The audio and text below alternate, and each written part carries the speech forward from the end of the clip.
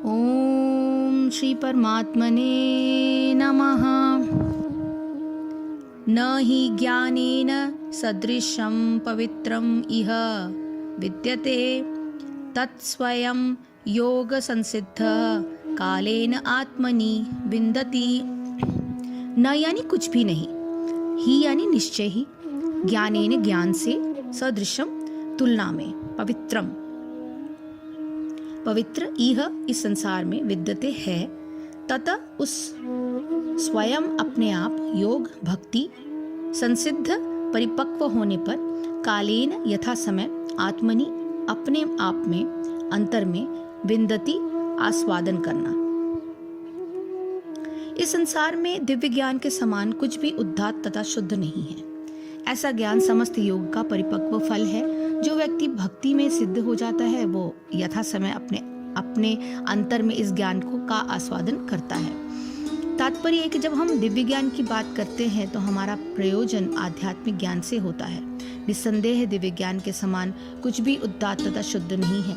अज्ञान ही हमारे बंधन का कारण है और ज्ञान हमारी मुक्ति का। यह ज्ञान भक्ति का परिपक्व फल है।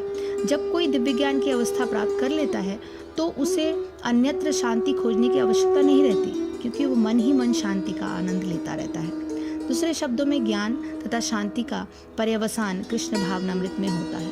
भगवद गीता के संदेश की यही चरम परिणति है।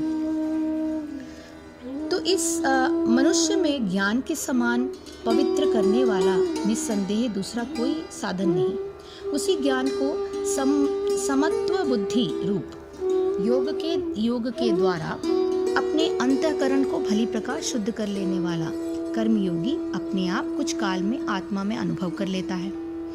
कर्मयोग से होने वाले ज्ञान की प्राप्ति की महिमा क्या है, ये बताते हुए भगवान कहते हैं कि इस अत्यंत महत्वपूर्ण श्लोक में यह सिद्धांत जो है भगवान बताते हैं कि जिस तत्व ज्ञान को किसी तत्वज्ञ महापुरुष की सन्निधि में रहकर ही उनके निर्देशानुसार जीवन व्यतीत करने से प्राप्त किया जा सकता है, उसी ज्ञान को समत्व बुद्धि रूप योग के द्वारा अपने अंतःकरण को शुद्ध कर लेने वाला कर्मयोगी कुछ ही समय में अपनी आत्मा में स्वयं अनुभव कर लेता है।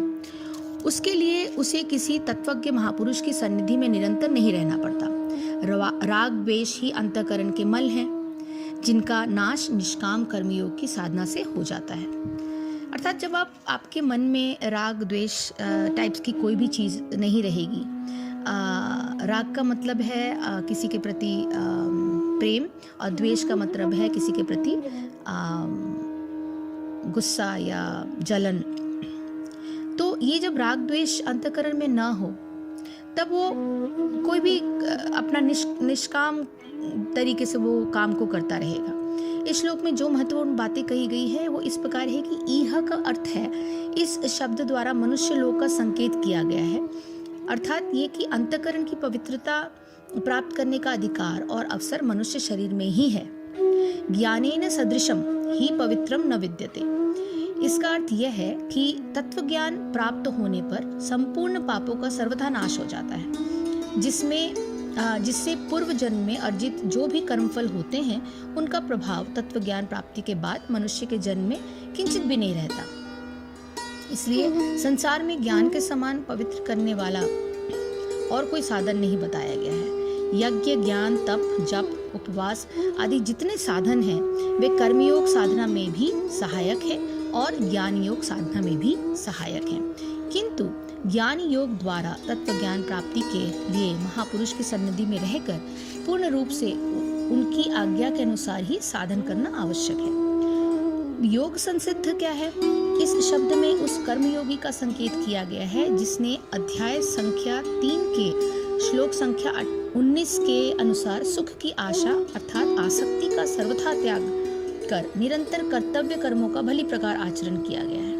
अध्याय 3 के श्लोक संख्या 20 के अनुसार ऐसे ही व्यक्ति को राजर्षि जनक का आदर्श पालन करते हुए कर्मों के द्वारा संसिद्धि प्राप्त होने की बात कही गई है। इस कर्म योग का आचरण इसी संसार में पारिवारिक और सामाजिक जीवन यापन करते हुए सुगमता पूर्वक किया जा सकता है। ऐसे कर्मयोगी के कर्म स्वार्थ द्वारा प्रेरित नहीं होते, अपितु प्रेम द्वारा प्रेरित होते हैं, और वे कर्म सुख प्राप्ति की आशा से नहीं होते, अपितु कल्याण प्राप्ति की आशा से लोक संग्रह अर्थात लोकहित को दृष्टि में रखकर ही किए जाते हैं। यज्ञ, दान, तप आदि साधनों से स्वार्थ का भाव पूर्णतया गलित हो जाता है और लोक संग्रह के लिए अदम्य उत्साह प्राप्त होता है। कालेन, इस कर्मयोग के आचरण में काल का परिमाण ऐसा है कि अभ्यास में तत्परता और गहनता के अनुपात से तत्व ज्ञान का उदय शीघ्र अथवा विलंब से होता है। इस गहनता के अनुपात में ही अंतःकरण की शुद्धि भी शीघ्र अथवा विलंब से होती है।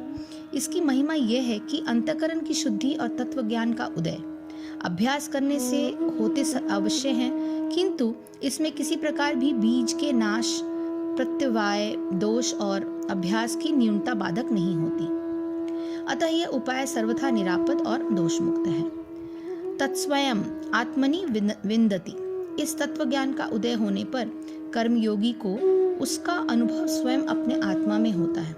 कारण यह है कि कर्मयोग के आचरण से अंतःकरण के राग, द्वेष, रूप, मल भली प्रकार नष्ट हो जाते हैं। ये राग द्वेष ही मनुष्य के लिए कल्याण प्राप्ति के मार्ग में भयानक लुटेरे सिद्ध होते हैं।